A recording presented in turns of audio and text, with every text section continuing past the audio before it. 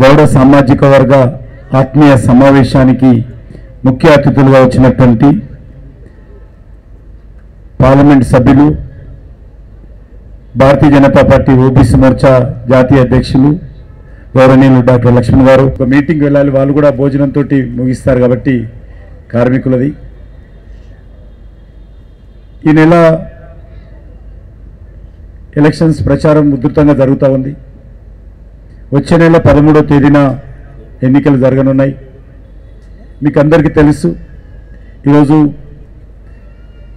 గౌడ సామాజిక వర్గానికి సంబంధించినటువంటి నేను యూతింగ్లో ఉన్నప్పుడు మనకి ఇక్కడ ఏదైతే ఇప్పుడు మనం మీటింగ్ పెట్టుకుంటున్నామో ఈ ఏరియాలో కార్పొరేటర్గా ఉండేవాడు నందరాజు గౌడ్ గారు, యువకుడు, మా పార్టీ యువజన విభాగానికి అధ్యక్షుడు హైదరాబాద్ సిటీకి.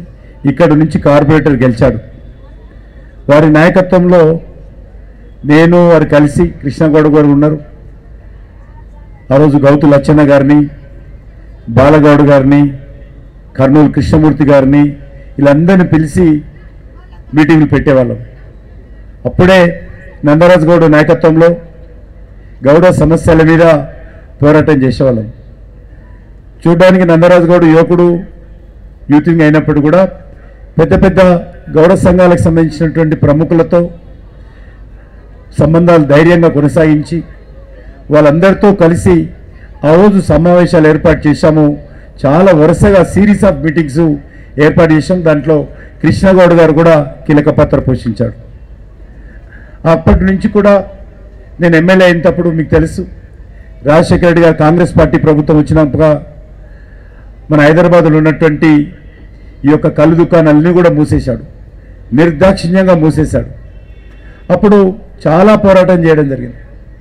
అనేక సార్లు అసెంబ్లీలో మాట్లాడము, వాయిదా తీర్మానం ఇవ్వడము, ఊరేగింపులు చేయడము, గౌరవ సంఘాలకు సంబంధించినటువంటి అరెస్ట్ కావడము, ఉద్యమాలు చేసి చివరికి అది మోకేసుకొని అసెంబ్లీకి పోయాను. మన అంబేద్కర్ విగ్రహం నుంచి నడుచుకుంటా మోకేసుకొని అసెంబ్లీ లోపల పోనీయకపోతే కూడా కొట్లాడి అట్లనే రోజంతా అది పెట్టుకొని అసెంబ్లీలో కూర్చున్నాను మోకేసుకొని. ఆ రోజు ఈ యొక్క నిరసనగా ఆ రకంగా ఈ సమస్యల మీద పోరాటం చేసినటువంటి కార్యకర్తల్లో నేను కూడా ఒకటిని. కాబట్టి నేను మళ్ళీ ఎక్కువ చెప్పదలుచుకోలేదు. ఎందుకంటే ఈ యొక్క పార్లమెంట్ ఎన్నికల్లో పార్టీ నన్ను పోటీ చేయమని అడిగింది. మీకు అందరు తెలుసు, ఇప్పుడు ప్రధానంగా 3 పార్టీలు ఉన్నాయి. ఒకటి కాంగ్రెస్ పార్టీ, ఒకటి బీఆర్ఎస్ పార్టీ, ఒకటి బీజేపీ. వాళ్ళిద్దరు ఎమ్మెల్యేలు, సిట్టింగ్ ఎమ్మెల్యేలు. వాళ్ళు ఏదో గెలవడం కోసం పోటీ చేయడం లేదు. వాళ్ళు ఏ రకంగానే ఎమ్మెల్యేలు ఉంటారు, గెలిచినా గెలవకపోయినా. కాబట్టి మీరందరూ కూడా ఆలోచన చేసి ఈరోజు మరి భారతీయ జనతా పార్టీగా ఈరోజు నరేంద్ర మోడీ గారి నాయకత్వంలో భారతీయ జనతా పార్టీని ఆశీర్వదించాల్సిందిగా మీ అందరిని కోరుకుంటున్నాను. ఎందుకంటే దేశంలో స్వాతంత్రం వచ్చినటువంటి ఈ 75 సంవత్సరాల్లో భారతీయ జనతా పార్టీ ద్వారానే మొట్టమొదటి బీసీ ప్రధానమంత్రి చేసినటువంటి ఘనత ఈరోజు భారతీయ జనతా పార్టీకి దక్కుతుంది. అందుకే ఈరోజు ఆయన ఏదో రకంగా మళ్ళీ గెలవకుండా ఉండాలని కుట్ర చేస్తూ ఈరోజు అనేక రకాల తప్పుడు ప్రచారాలు చేసేటువంటి ప్రయత్నం చేస్తూ ఉన్నారు. కాబట్టి వీటన్నిటిని కూడా మనం సమర్థవంతంగా ఎదుర్కోవాల్సినటువంటి అవసరం ఉంది. ఈరోజు నరేంద్ర మోడీ గారిని మళ్ళీ ప్రధానమంత్రి చేయాల్సినటువంటి అవసరం ఉంది.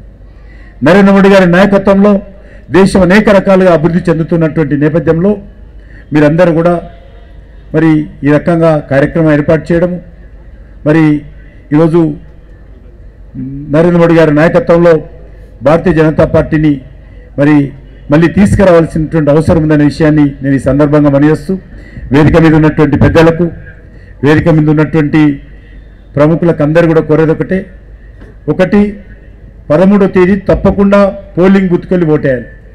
మార్నింగ్ అవర్సే ఓటేయాలి. ఎండ కాకముందే దయచేసి ఉదయం లేచి పైన ముందోటి టోస్ వచ్చిన తర్వాతనే వంట చేయండి. నేను అక్కలకు చెల్లెలకు కూడా కోరుతా ఉన్నాను, ముందు ఓటేయండి, తర్వాత వంట చేయండి. ఓటు ముందు, వంట తర్వాత. కాబట్టి ఆ రకంగా అందరం కూడా ఈరోజు నుంచి ఓటింగ్ పర్సెంటేజ్ పెంచుకోవాలి. మన హైదరాబాద్ నగరంలో ఓటింగ్ పర్సెంటేజ్ చాలా తగ్గుతుంది. కాబట్టి దయచేసి ఈసారి ఎన్నికల్లో మన ఓట్లు అనేటివి తప్పకుండా మరి పోలింగ్ బూత్కి వెళ్ళి ఓటు వేయాలి.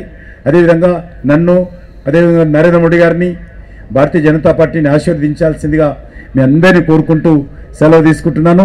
భారత్ మాతాకి